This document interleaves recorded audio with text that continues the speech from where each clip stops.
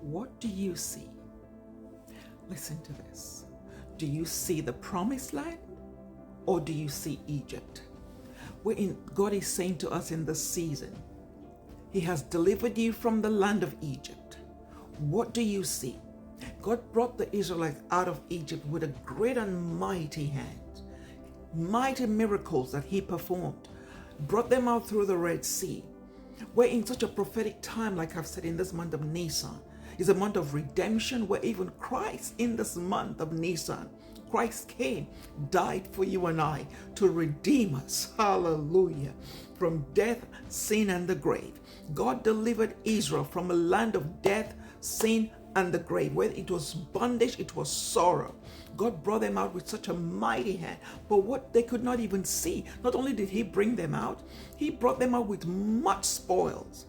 In the book of Exodus chapter 12 verse 36, so they came out, they stripped the Egyptians of all their spoils. They came out full with goods. And God is saying to you in this hour, what do you see? What do you see? It's a time to come into a place of spiritual sight, to begin to see what God is showing you. I love the story of blind Bartimaeus in the book of Mark chapter 10. He was blind from birth. He could not see, but with his spiritual eyes, he could see, and he had faith to believe that if Jesus could only pass by him, that he would be healed. He heard all the miracles that Jesus was performing. And when Jesus passed by and he heard that Jesus of Nazareth was passing by, he screamed, "Thou Son of David, have mercy on me." He had so much faith, but those who had physical eyes could not even believe Jesus. But blind Bartimaeus had so much faith, spiritual sight, to see and to believe that if he come in contact with Jesus Christ, that he'll be made whole. The children of Israel could not even believe. They saw with their physical eyes so many miracles that God performed, but they still did not have faith to believe. But blind Bartimaeus did. When we were going through our season of homelessness, my children and I were homeless for over 10 years when my ex left us. The church would not help because I would not bow to their religion. I would not obey their instruction. When Jesus said to me, "Leave, I release you from this marriage. You go forth and you do not look back. You follow me." They would not help us. They were just so much into religion, into law, into culture. So we were homeless for over 10 years.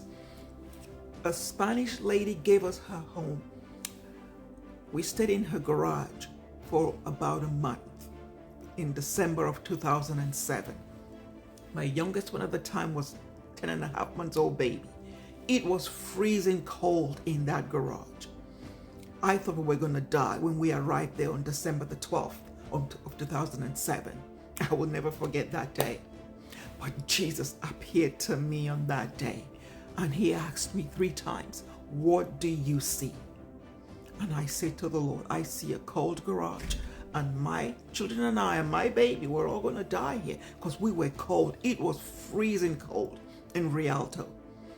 And then he said, "Close your eyes and I'll show you what I see." And when I did, he took me to Bethlehem. He showed me the stables where he was born. I saw him as a baby in a manger. I saw his mother Mary. I saw Joseph. I saw all the animals in the manger. And he said to me, "I was not born nowhere different from where you are. So will you trust me?" Say, take your eyes from the natural and be in the spirit. Say, will you trust me to keep you and your children warm in this garage? So just like as I kept Shadrach, Meshach, and Abednego cool in the fiery furnace, so will you trust me to keep you warm? I said, "Yes, Lord." And I'm telling you, it became so warm. We were there for a month, from December the 12th of 2007 to January the 10th of 2008. It was so warm. It became warm immediately. He said, do not take your eyes off me. Do not look at what you see in the natural. You go in and see into the invisible realm. And the Lord is saying to you and I today, take your eyes off what you see in the natural, because he has brought you out of Egypt. He's brought you out of a place of limitation. He's brought you out of a place of bondage. So begin to see with spiritual sight what he has for you. I'm telling you, God is so faithful. There is nothing too difficult for our God to do. We just got to begin to incline our ears to hear and obey divine instructions. Hallelujah. So the Lord is saying to you, what do you see? Go into the